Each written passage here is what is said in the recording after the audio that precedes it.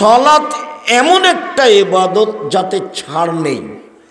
অজু করে সলাত আদায় করতে হয়, তো পানি নেই, তায়াম্মুম করে সলাত আদায় করেন। বলে মাটি নেই, তো অজু ছাড়া তায়াম্মুম ছাড়াই সলাত আদায় করেন।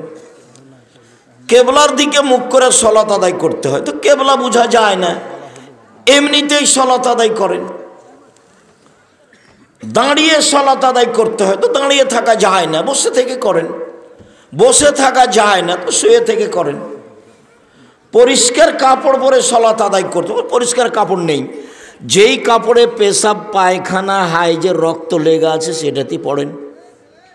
কারণবশত কোনো কাপড়ই নেই, তো উলঙ্গ অবস্থাতেই পড়েন। এই দেখেন সলাত কেমন জিনিস। এতক্ষণ পর্যন্ত ছাড় বুঝতে পারলেন, ছাড় বলে কোনো জিনিস নাই। অবাক ইবাদত, একেবারেই ভিন্ন ধরনের ইবাদত। ও যদি থাকে বাকি ইবাদত আছে, ও যদি না থাকে তাহলে বাকি ইবাদত বাতিল। এর পরেও সলাতের নেকি যত ভারী, ভালো চাল চলনের নেকি তার চেয়ে হাজারো গুণ বেশি ভারী। কি দিয়ে বুঝায় আপনাকে আমি ভালো চাল চলন কি জিনিস? আপনি অপেক্ষা করেন, এক খেয়ালে চেয়ে থাকবেন, আমি আপনাকে ভালো চাল চলনের উপরে বেশ কিছু হাদিস শোনাবো।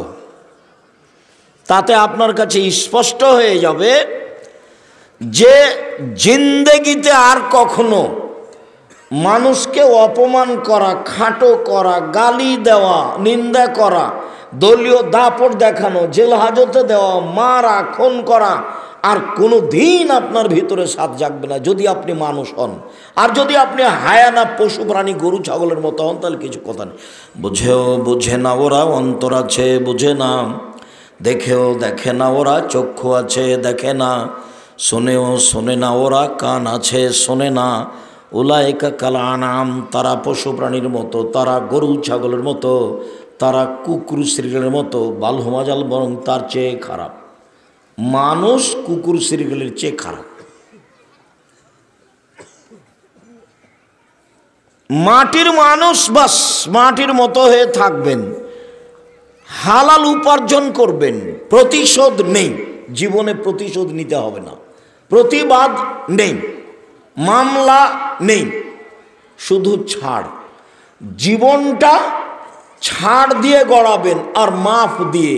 অন্যায় করেছে মাফ করলাম, গালি দিয়েছে মাফ করলাম, শুধু জীবনে ছাড় আর মাফ, আর কিছু না। আমি এই বিষয়ে একটা আয়াত বলি আপাতত, এটা আবারও বলবো ইনশাআল্লাহ। আল্লাহ তাআলা বলছেন জান্নাত পাবে ওরা, কারা? আল্লাযীনা ইনফিকুনা ফিস সাররাই ওয়াজ যাররাই ওয়াল কাযিবিনাল গায়জ ওয়াল আফিনা আনিন নাস। এক, সচ্ছল অসচ্ছল অবস্থায় দান করে যারা, জান্নাত পাবে তারা। তো সচ্ছল বেশি টাকা দান করে, অসচ্ছল 5 টাকা, 1 টাকা কয়েন, 2 টাকা দান করে, এরা জান্নাত পাবে। 2, অল কাযিবিনাল গায়জ, রাগকে দমন করে, একবারও বলে না এই তুই কত এর, তোকে আমি দেখে নিব, অমুক তমুক।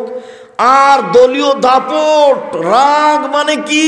ওকে মামলা করে ওকে জেলে দিব, ওকে অমুক করবো তমুক করো, আবার কথায় কথায় বউকে গালি দেয়, মারে। আর এই ছেলে, মোটর সাইকেলটা স্টেট দিয়ে যাচ্ছে, তোমার হুঁশ নাই? তুমি মোটর সাইকেলটা গেলে বলতে পারো না যে সামনে দিয়ে স্টেট দিবেন? তোমরা কি করো ছেলেরা? এতটুকু ইতস্তবোধ তোমাদের কাজ করে না? দাঁড়াও, এখান থেকে নিয়ে শেষ পর্যন্ত দাঁড়িয়ে থাকো, এখান থেকে নিয়ে শেষ পর্যন্ত দাঁড়িয়ে থাকো। বুদ্ধি কি গাছে ধরবে? আর যারা আপনাদের মোটর সাইকেলে যাওয়ার প্রয়োজন আছে, আপনারা নিজের একটু গড়িয়ে ওইদিকে নিয়ে যাবেন। আমি এখানে কথা বলছি, আপনি সাইকেলে ওইভাবে পাশ দিয়ে মোটর সাইকেল নিয়ে চলে যাচ্ছেন, আপনার ভিতরে একটু ইতস্তবোধ কাজ করে না? মানে বিদ্যা তো নেই, বুদ্ধিও কেন নেই? বুদ্ধিও তো একটু থাকা উচিত। সম্মানিত দিনী ভাই বোন, বলছিলাম 2, রাগকে দমন করতে পারে যারা জান্নাত পাবে তারা। এটা হলো ভালো চাল চলন। রাগ দিয়ে কাজ নেয় না যারা, দলীয় দাপট দেখায় না যারা, ক্ষমতা দেখায় না যারা, জোর করে জমি দখল করে না যারা, মানুষকে অপমান করে না যারা, মানুষকে খাটো করে না যারা, এরা জান্নাতে যাবে। এটার নাম সদাচরণ। 3, অল আফিনানিন নাস, মানুষকে মাফ করে। আচ্ছা ভুল করেছে, আচ্ছা গালি দিয়েছে, আচ্ছা আমার ছেলেকে মেরেছে, আচ্ছা ঠিক আছে একটা অন্যায় করেছে, মাফ করে দিলাম। মাফ করে যারা জান্নাত যাবে তারা।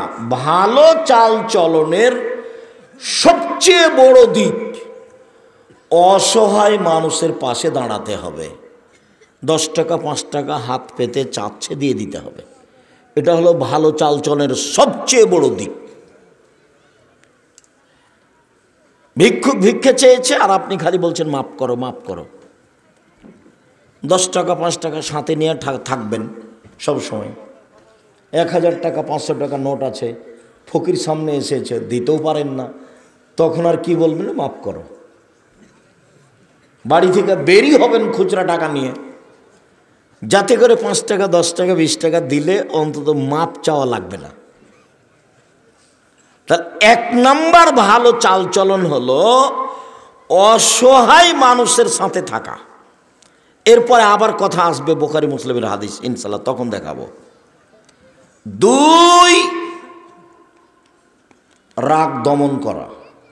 বউকে মারা হবে না, বউকে গালি দেওয়া হবে না, ভাইয়ের সাথে গন্ডগোল করা হবে না। এই ছেলে, তোমার বাপের সাথে তোমার চাচার গন্ডগোল আছে, গন্ডগোল কিন্তু তোমার বড় চাচার কারণেই ঘটেছে। তোমার বাপ ছোট, তোমার বাপকেই সকাল হতে হতে তোমার বাপের হাত ধরে ক্ষমা নিতে হবে, নিতেই হবে, তোমার বাপ বাধ্য। এর নাম সদাচরণ। তোমার বাপকেই ক্ষমা নিতে হবে। ঘটনা কিন্তু তোমার চাচার কারণে ঘটেছে। 2 জাত, তোমার মা ছোট আর তোমার চাচি বড়। অনেক দিন থেকে তোমার মা আর তোমার চাচি কথা বলে না। ওই যে বলছে যে এসব এলাকার চাঁপাইনবাবগঞ্জের মানুষ, আমি ইন্নালিল্লাহি ওয়া ইন্না, চাঁপাইনবাবগঞ্জের মানুষ মানে বলছো কি? আমাদের গ্রামে বাপ মরে গেছে, তখন 2 ভাই গন্ডগোল করে জমি ভাগ করছে, করতে করতে ঢেঁকিটা কেটে ভাগ করে নিয়েছে। তো এই হলো 2 ভাই। তা আল্লাহ বলছেন পৃথিবীর মানুষ, 1 নাম্বার সদাচরণ, ওয়াবুদুল্লাহ ওয়া লা তুশরিকু বিহি শাইআ, আল্লাহর সাথে শিরক করো না, তাহলে আল্লাহর সাথে সদাচরণ করা হবে। 2, অবিল ওয়ালিদাইনি ইহসানা, পিতামাতাকে মেনে চলো। এটা হলো সদাচরণের 2 নম্বর দিক। 3, অবেদিল কুরবা, ভাই ভাই, ভাইয়ের সাথে ভালো আচরণ করতে হবে। ভাই ভাই ঠাই ঠাই, ওরা জমি ভাগ করে নিবে, যার জন্য আল্লাহ নবী বলেছেন মানুষ বুঝে না সেই মানুষ বলছে যে আমার টাকা আমার টাকা, অথচ তার টাকা 3 ভাগে বিভক্ত। 1, মা কালা ফাফনা, অথচ তার টাকা 3 ভাগে বিভক্ত। যা দিল, যা খেলো তা নষ্ট হলো, যা পড়লো তা পুরাতন হলো, আর যা ছেড়ে গেল তা মানুষে ভাগ করে নিবে, ছেলেরা ভাগ করে নিবে, প্রয়োজনে মারামারি করে ভাগ করবে, প্রয়োজনে মামলা করে ভাগ করবে। কাঠগড়ায় দাঁড়িয়েছে 2 ভাই 2 দিকে, মধ্যে জজ আছে, জমি নিয়ে 2 ভাই 2 দিকে দাঁড়িয়ে আছে মামলা করে। স্বামী স্ত্রী 2 দিকে দাঁড়িয়ে আছে কাঠগড়াই, মধ্যে জজ আছে। সদাচরণ। শুনুন, আজকের পরে যারা আমার সামনে আছেন, সময়ের গতিতে যারা বক্তব্য অবগত হবেন, তাদের নিকটে আমার জরুরি কয়েকটি অনুরোধ আছে যে জীবনে কোনোদিন কারো প্রতিশোধ নেবেন না। প্রতিশোধ নেই, ওই পাতা একবারে ছিঁড়ে দিবেন। মোবাইলে মানুষ আমাকেও গালি দেয়, একবারে মা বোন থেকে গালি শুরু করে। তখন কথা যখন শেষ করে তখন আবার আমি রিং দিয়ে বলি, ভাইজান আপনার মনে হয় গালি শেষ হয়নি, টাকা মনে হয় শেষ হয়ে গেছে, তো যদি আরো কিছু গালি থাকে তো আপনি দিয়ে নেন, এই যে আমি রিং দিলাম।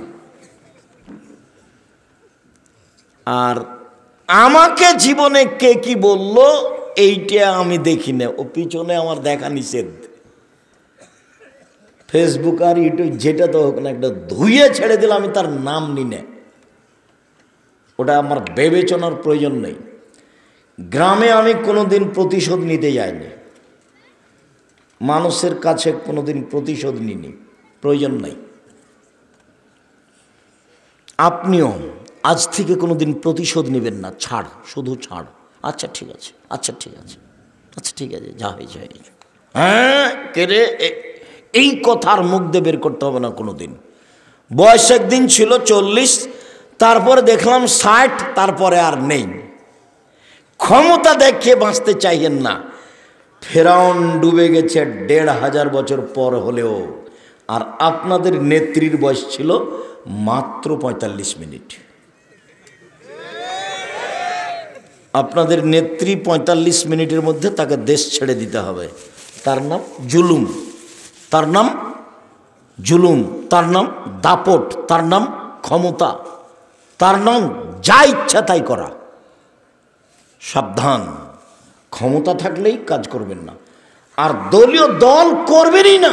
দল শব্দটা যেমন বহুদিন বলেছি, চাঁপাইনবাবগঞ্জ সাপাহারের নওগাঁ জেলাতে বলেছি যে বিবাহতে একটা কাজ বলে যে থোবড়া, থোবড়া বিবাহের আগে যে খিট্টি রান্না করে থোবড়া, থোবড়া শব্দটা এমনভাবে ভুলে যেতে হবে যে থোবড়া শব্দের মুখের উপরে পেশাব করে দিতে হবে।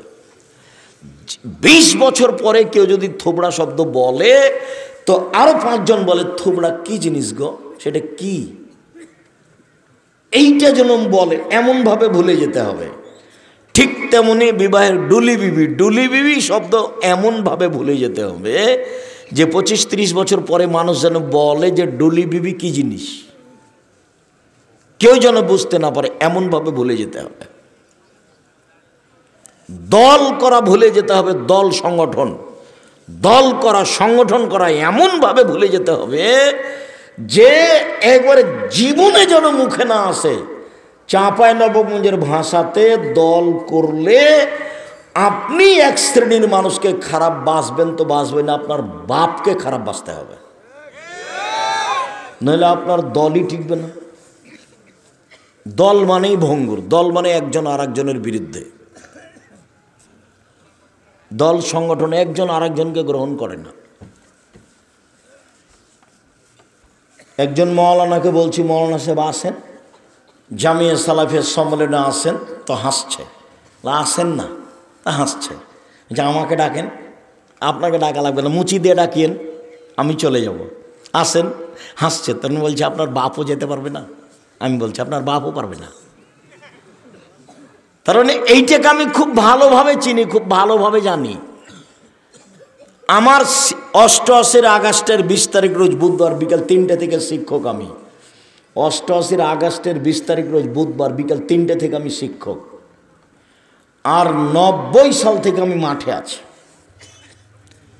কাজেই আপনার অবস্থা আমি খুব ভালোভাবে চিনি, খুব ভালো করে জানি। সম্মানিত দিনী ভাই বোন, মনে রাখা ভালো হবে, হজ একটা গুরুত্বপূর্ণ ইবাদত। ও যদি কবুল হয় তাহলে মানুষ হয়ে যায় সেই দিনের মতো যেদিন তার মা তাকে জন্ম দিয়েছে, নিষ্পাপ হয়ে যায়। হজ এমন একটা ইবাদত যদি কবুল হয় তাহলে মানুষ নিষ্পাপ হয়ে যায়। এর পরেও হজের নেকি যত ভারী, বিচারের মাঠে নেকির পাল্লায় সদাচরণ চালচলনের নেকি তার চেয়ে 1000 গুণ বেশি ভারী। চালচলন কি জিনিস আমি ধারাবাহিক হাদিস পেশ করছি, তখন আপনি ধরতে পারবেন। এখন আপাতত কথাটা ধরে রাখেন। সম্মানিত দিনী ভাই বোন, দান সব সবচেয়ে শক্তিশালী পাওয়ারফুল ইবাদত, একটা থেকে আরেকটা ঘটিয়ে দিতে পারে। দান, দান করলেন মায়ের নামে, কবরের শাস্তি বন্ধ হয়ে গেল। কত শক্তিশালী ইবাদত। এরপরেও এই দানের নেকি যত ভারী, সদাচরণের নেকি তার চেয়ে হাজারো গুণ বেশি ভারী। তাহলে আবার অনুবাদ করি হাদিসটা, সবাই তো বুঝতে পারবেন না। মৌলানা সাহেব সভাপতি আছেন, এরা কোরআন হাদিসের দক্ষশীল মানুষ, আরও যারা আছে তারা বুঝবে।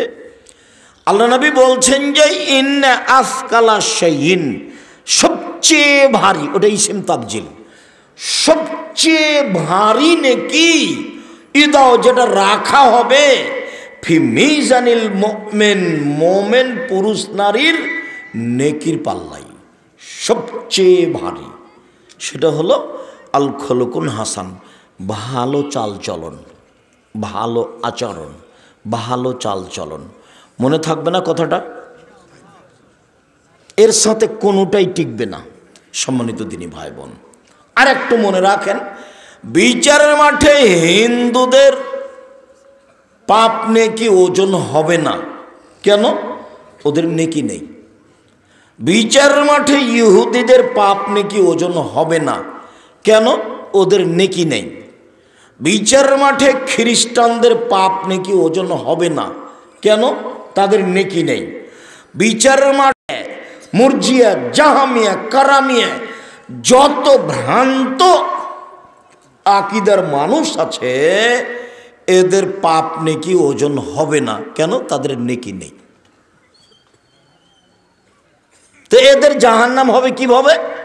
আল্লাহ বলছেন ইউখাযু বিন নাওয়াসি ওয়াল আকদাম, এদের মাথার সম্মুখ ভাগ, মুখের দিক আর পা ধরে জাহান্নামে নিক্ষেপ করা হবে। এ হলো এদের বিচার।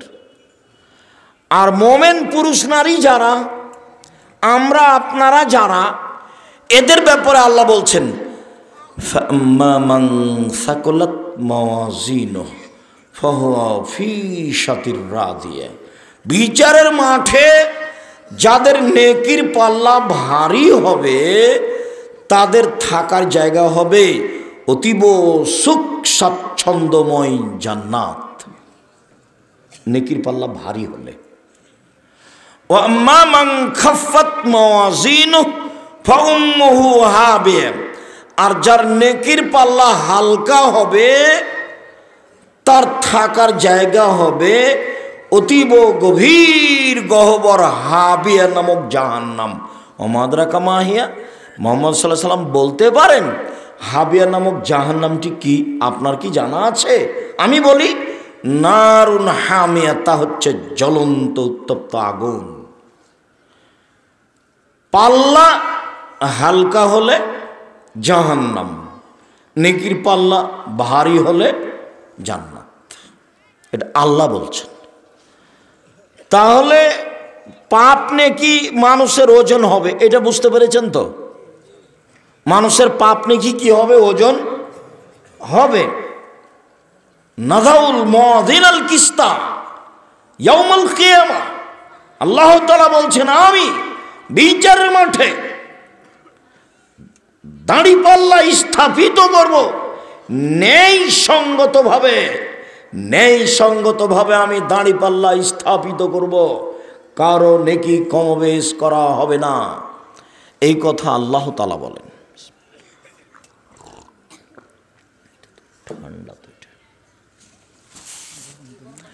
সম্মানিত দিনী ভাই বোন, বলছিলাম সদাচরণের নেকি সবচেয়ে ভারী। মধ্যখানে আর একটা কথা বলে সিরিয়াল শুরু করি।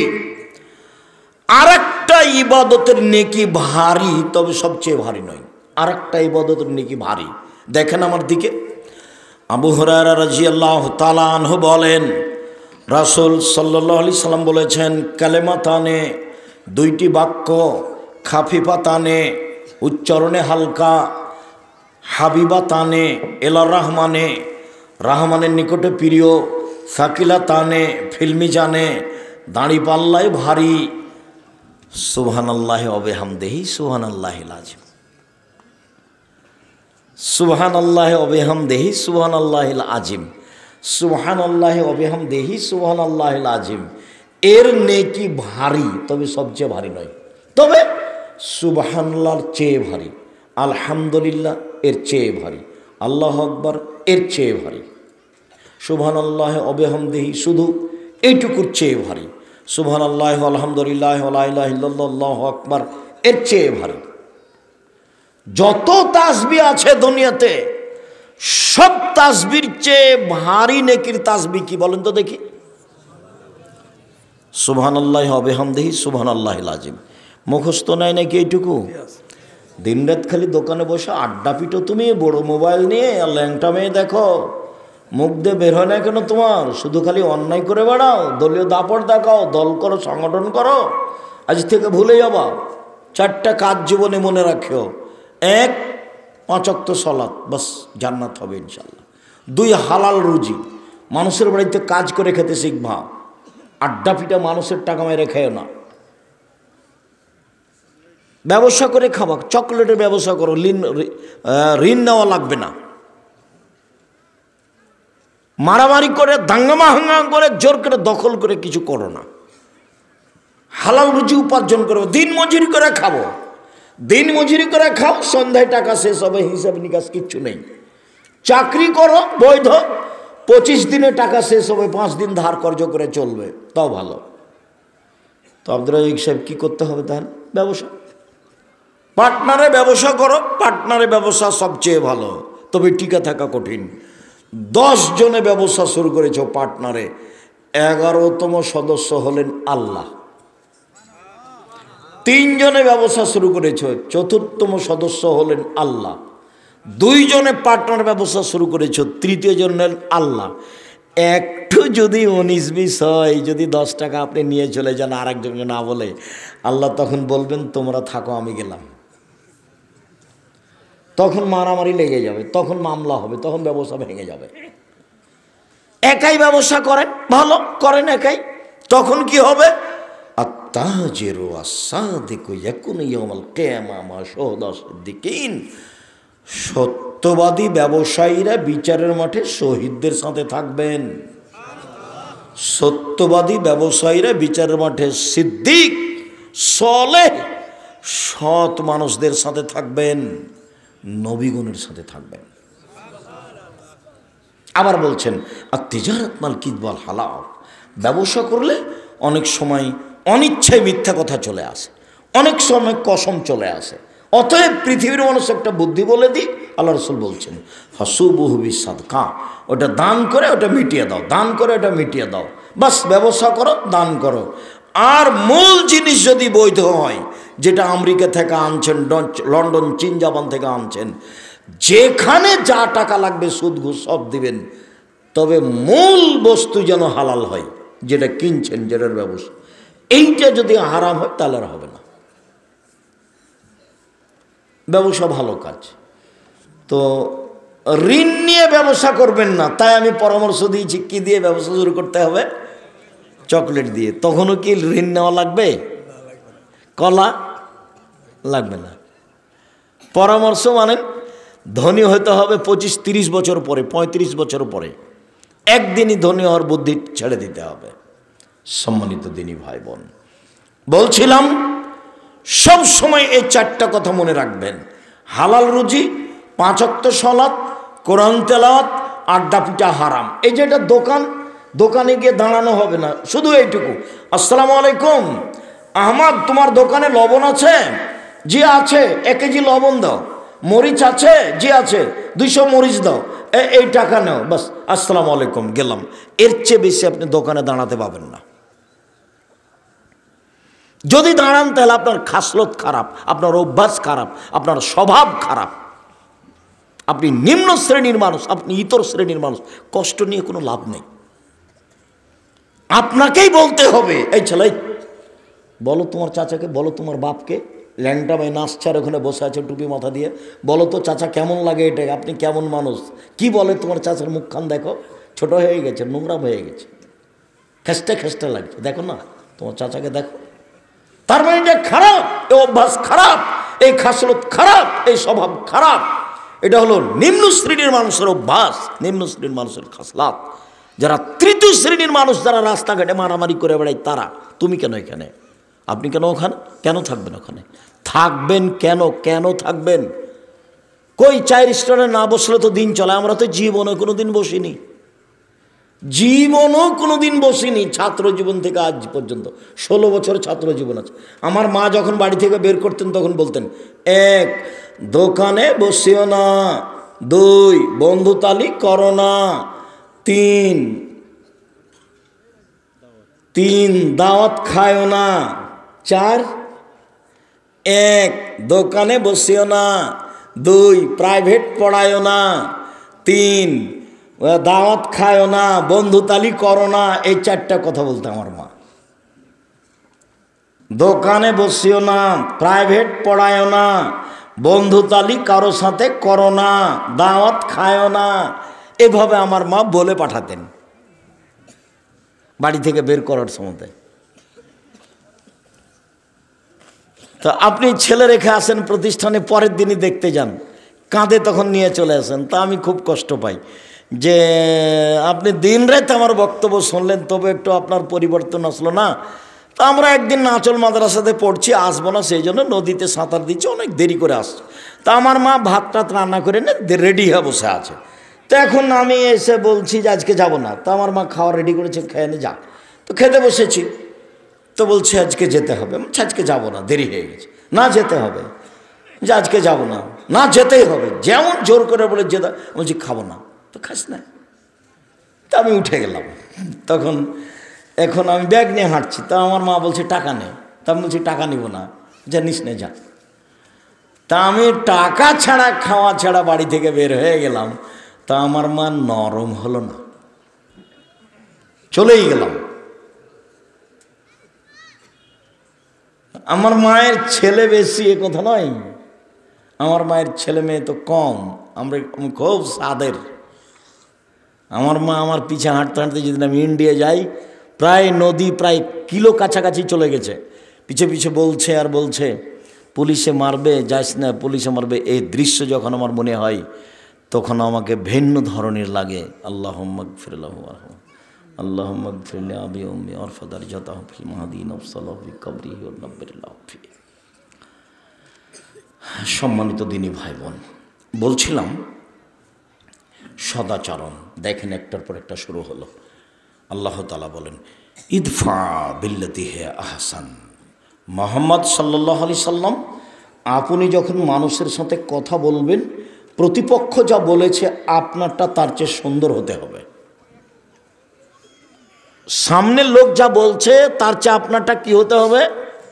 সুন্দর হতে হবে। এই কথা কি শুধু রাসূলের জন্য না আমাদের সবার জন্য? আমাদের সবার জন্য।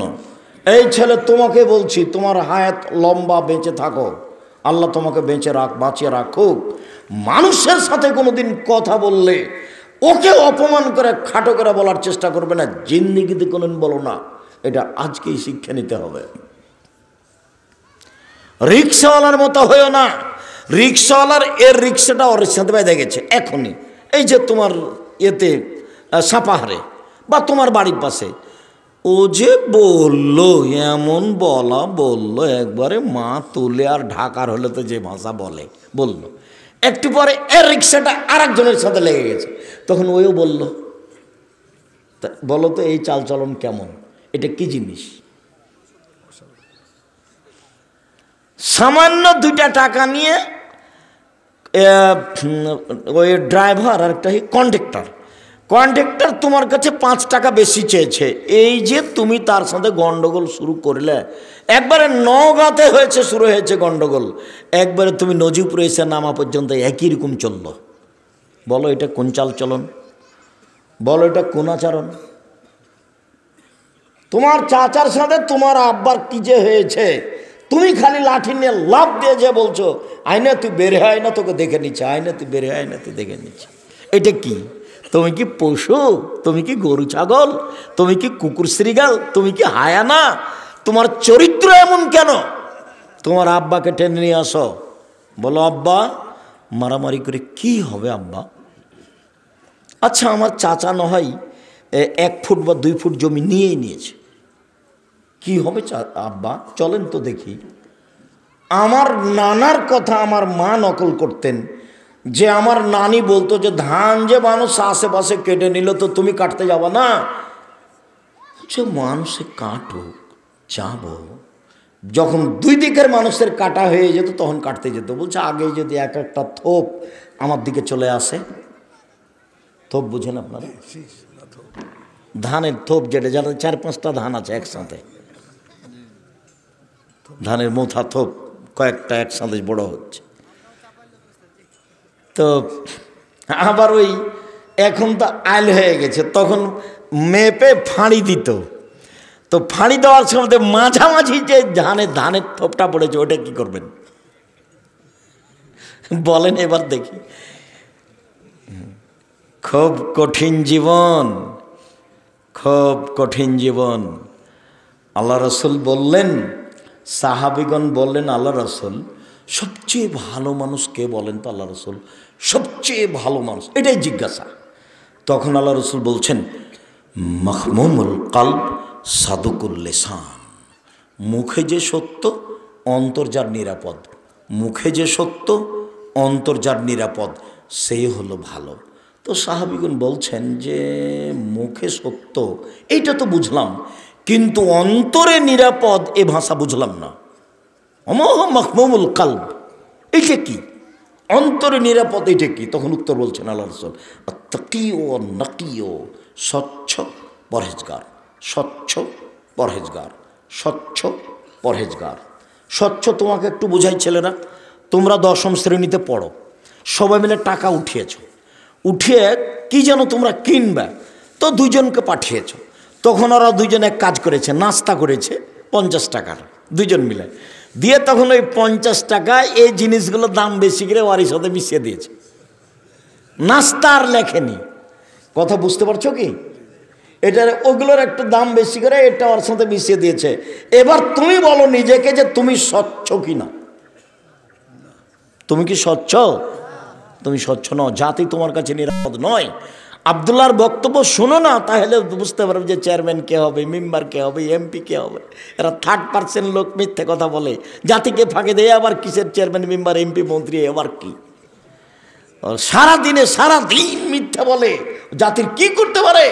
এই ছেলে তুমি যুবক, তুমি জাতির কি করতে পারো? তোমার খারাপ অভ্যাস, নোংরা অভ্যাস, স্পষ্ট হও।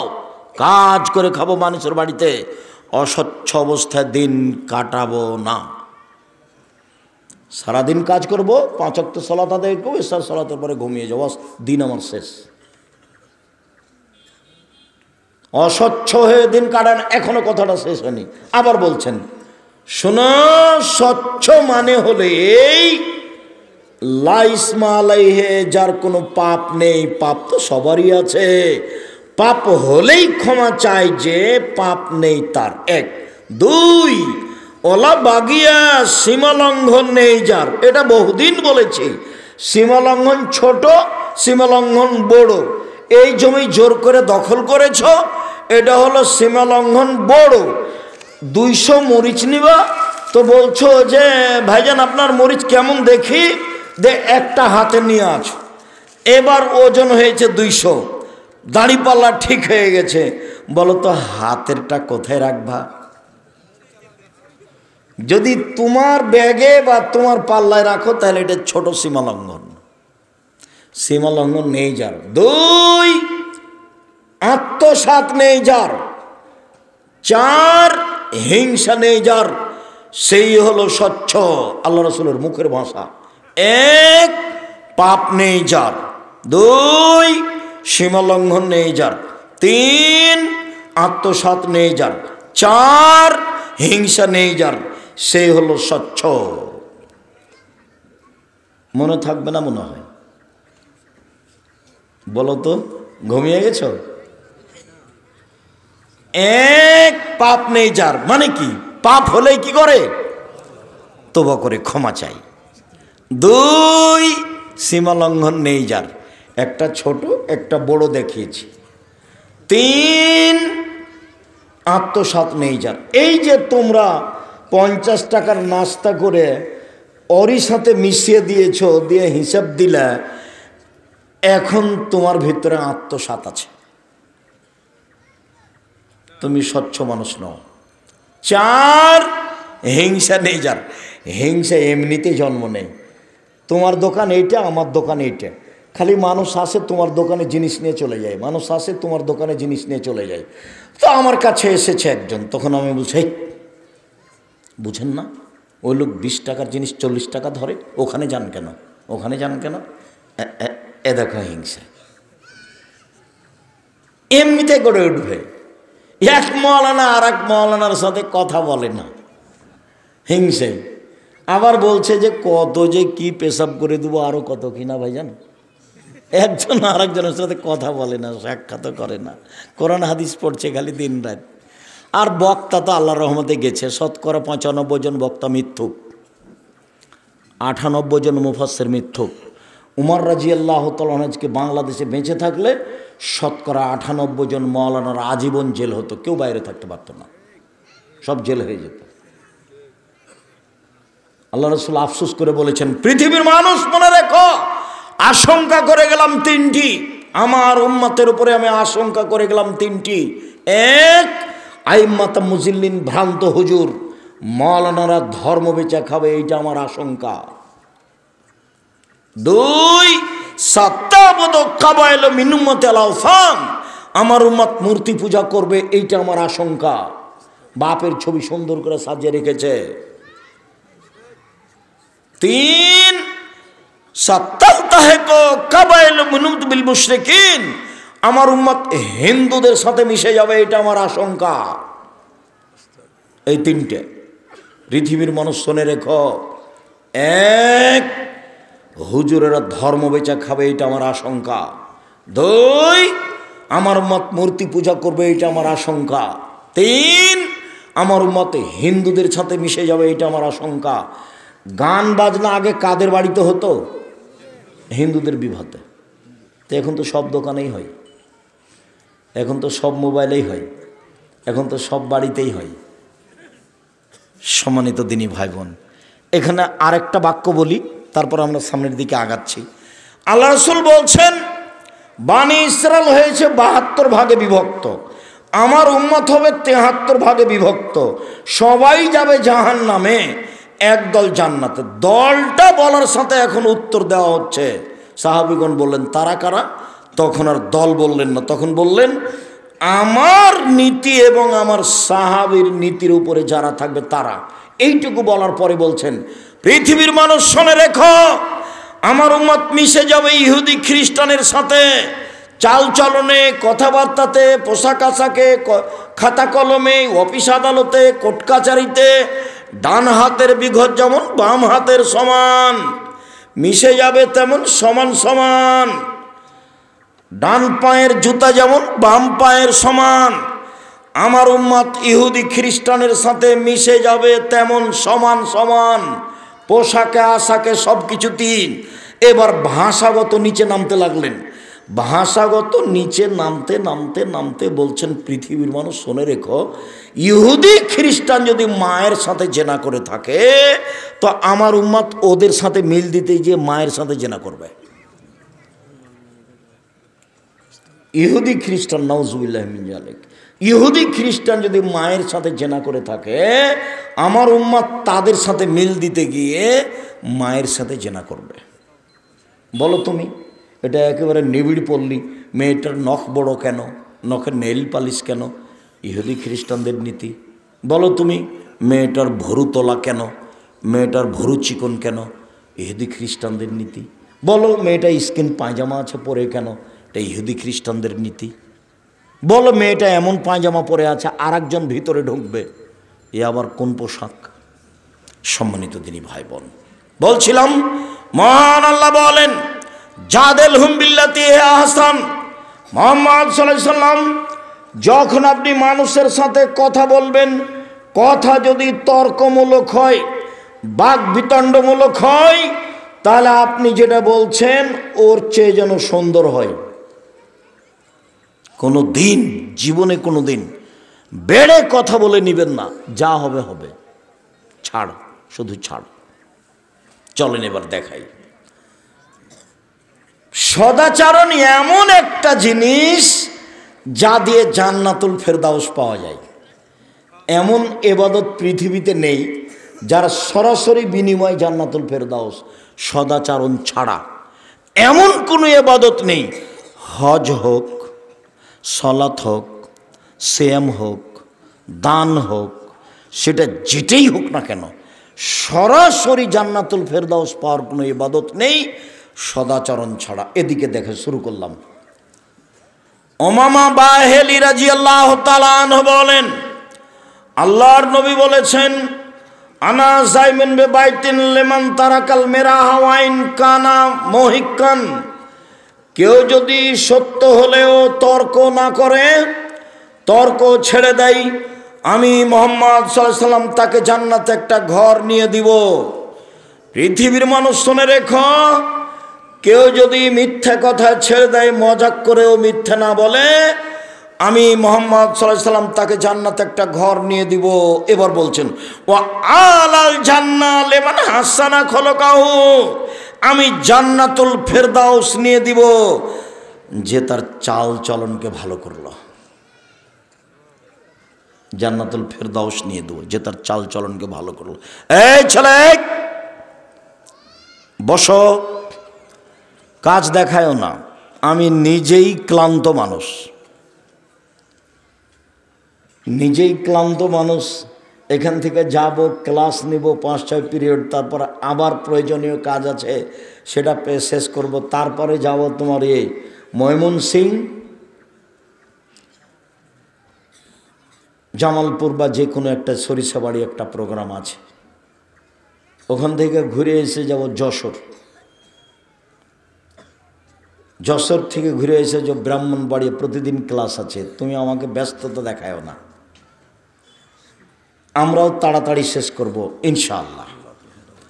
তুমি ধৈর্যের পরিচয় দাও, আর ছেলেরা যুবকেরা আমাকে প্রয়োজন দেখায়ও না, অল্প সময় থামো, তাড়াতাড়ি শেষ হয়ে যাবে। বলো তো এখন যেটা বললাম সেটা কি? জান্নাতুল ফেরদাউস হলো জান্নাতের সবচেয়ে দামি জান্নাত। এইটা সরাসরি পাওয়ার কোনো ইবাদত আছে কি? সেটা সদাচরণ। মনে থাকবে না? এবার চলেন, সবচেয়ে দামি জান্নাত পাওয়া যাবে সদাচরণ দিয়ে। আবু মুসা আশআরী রাদিয়াল্লাহু তাআলা আনহু বলেন, রাসূল সাল্লাল্লাহু আলাইহি সাল্লাম বলেছেন, ইন্না ফিল জান্নাতে গোরাব ইরা জাহির মিন বাতিনা বাতিন মিন জাহিরিহা, জান্নাতে কতগুলি দামি দামি ঘর আছে যার বাহির থেকে ভিতর দেখা যায়, ভিতর থেকে বাহির দেখা যায়, খালি টক টক টক করছে, ঝকঝক করছে। সাহাবীগণ বলেন, লেমান হাজেহি, আল্লাহর নবী এত দামি ঘর কে পাবে? তখন আল্লাহ রসুল উত্তরে বললেন, লেমন আলানাল কালামা, যার স্বভাব ভালো সেই পাবে, যার চাল চলন ভালো সে পাবে। দামি জান্নাত কে পাবে? যার চাল চলন ভালো সে পাবে। আবার কেমন ইবাদত? এইটাই সমাজের সবচেয়ে বড় ইবাদত। তুমি এখনই যাও, বের হও, বাড়িতে যাচ্ছ, তোমার মোটর সাইকেলের সাথে আর একজন মোটর সাইকেল লেগে গেছে, দেখি তোমার মুখখান কেমন চলে। এখনই তুমি পরীক্ষা হয়ে যাওয়া। বা তোমার সামনে আর একটা গাড়ি এসে থেমে গেছে, তো তুমি খুব তাড়াহুড়া করছো, দেখি এবার তুমি কি করো। 24 ঘন্টার মধ্যে 1000 বার তুমি ঠেকে যাবা চাল চলনের কাছে। চাল চলন কাকে বলে? আলেম ওলামাকে বলো না। মুহাম্মদ সাল্লাল্লাহু আলাইহি সাল্লাম জিন্দেগিতে কখন চাল চলনে হেরে গেছেন? বহু সমস্যা তার উপরে এসেছে। 1 মিনিট এদিকে দেখেন, 1 মিনিট। আল্লাহর নবী আয়েশার কাছে আছেন, আয়েশা রাদিয়াল্লাহু তাআলা আনহা। তো অন্য স্ত্রী বাটিতে করে তরকারি পাঠিয়েছে আয়েশার কাছে। তখন আয়েশা মনে মনে ভাবছেন, বাহ, তোমার তো সাহস ভালো, তুমি আমার এখানে তরকারি পাঠাও। দিয়ে ওই কাজের মেয়ের হাতে এইভাবে বাড়ি দিয়ে ফেলে দিয়ে বাটিটাও গেছে, তরকারি হয়ে গেছে। তো তুমি যদি এই কোন থানা, এটা পতিনীতলা থানার মানুষ হতে, তাহলে বউকে বলতে, তুই অমুক, তুই তুমুক, তোকে এই করবো সেই করবো, তুই চলে যা, তোকে তালাক দিলাম অমুক। তুমি আল্লাহ নবী কোনো মুখই খুলেননি। তিনি